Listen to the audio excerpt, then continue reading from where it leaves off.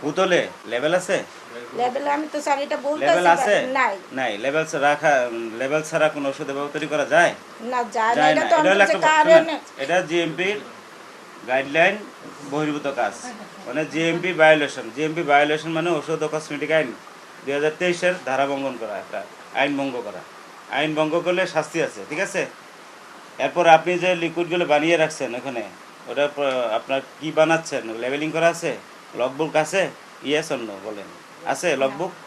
আপনি কি আপনাদের অপরাধগুলো স্বীকার করছেন কিনা একটু বলবেন? আমি আপনাদের এগুলো এই যে অপরাধগুলো, এগুলো কি সঠিক নিয়ে সঠিক না বলেন? এইগুলো কি সঠিক নাকি সঠিক না? সঠিক না। সঠিক। তাহলে এটা কি অপরাধ হয়েছে নাকি হয়েছে না? হইছে।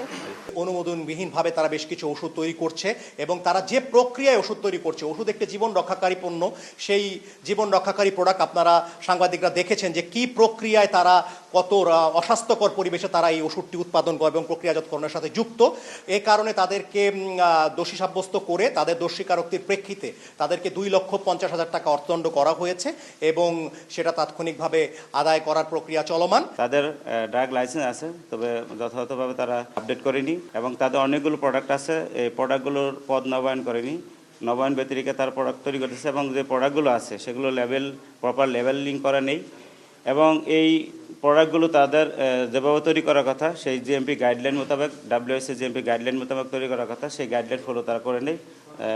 পুরোপুরি গাইডলাইনের ভায়োলেশন হয়েছে এবং যে প্রোডাক্টগুলো আমরা লেভেলবিহীন পেয়েছি সেগুলোর তারা BMR বেস্ট ম্যানুফ্যাকচারিং রেকর্ড যেটা, সেটাও দিতে পারে নাই।